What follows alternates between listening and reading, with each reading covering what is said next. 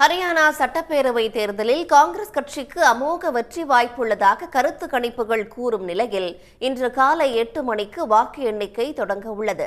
பாஜக ஆளும் கட்சியாக உள்ள ஹரியானாவில் மொத்தமுள்ள 90 சட்டப்பேரவை தொகுதிகளுக்கும் கடந்த 5ஆம் தேதி ஒரே கட்டமாக வாக்குப்பதிவு நடைபெற்றது.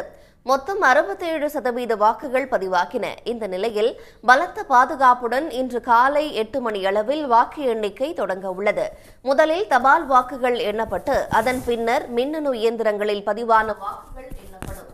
முற்பகல் 11 மணிக்கே பெரும்பான்மையான தொகுதிகளில் முன்னிலை யார் என்பது உறுதியாகிவிடும். ஹரியானாவில் தொடர்ச்சியாக 2வது முறையாக ஆட்சி செய்து வரும் பாஜக அங்குள்ள ஜனநாயக் ஜாட் கட்சியுடன் கூட்டணி அமைத்து களம் கண்டுள்ளது. காங்கிரஸ் கட்சி குறிப்பிடும்படியாக எந்த பெரிய கட்சியோடும் கூட்டணி அமைக்கவில்லை.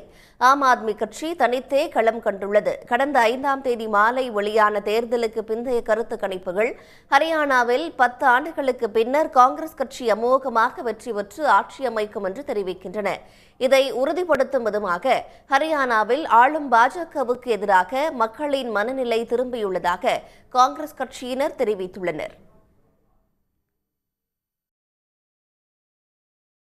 हरियाणा में 2 तिहाई बहुमत से सरकार बनने जा रही है। ये बात हम कई दिनों से कह भी रहे हैं और आज सब एग्जिट पोल ने दिखा दिया कि हमारी सरकार बनने जा रही है और बड़े बहुमत से बनने जा रही है।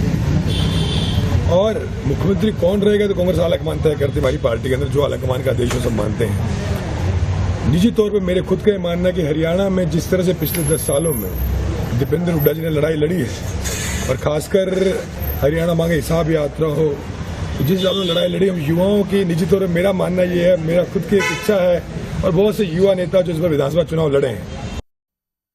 விவசாயிகளின் கோரிக்கையான குறைந்தபட்ச ஆதரவு விலையை நிர்ணயம் செய்வதற்கான சட்டம் இயற்றாமல் இருப்பது, மாநிலத்தின் சமூக பொருளாதார பிரச்சினைகளை தீர்க்காமல் இருப்பது, பாலியல் புகார் கூறிய மல்யுத்த வீராங்கனைகளுக்கும் அவர்களின் குடும்பத்தினருக்கும் ஆதரவு கரம் நீட்டாமல் இருந்தது, அக்னிவீரர் பிரச்சினை, வேலை வாய்ப்பின்மை போன்றவற்றால் பாஜகவுக்கு பின்னடைவு ஏற்பட்டுள்ளதாக கூறப்படுகிறது.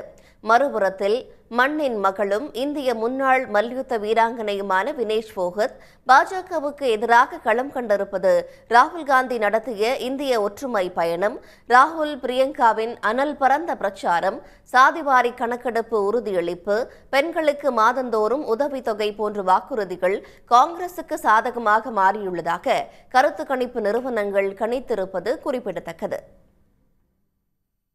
உடனுக்குடன் செய்திகளை தெரிந்து கொள்ள சன் நியூஸ் பெல் ஐகானை கிளிக் பண்ணுங்க.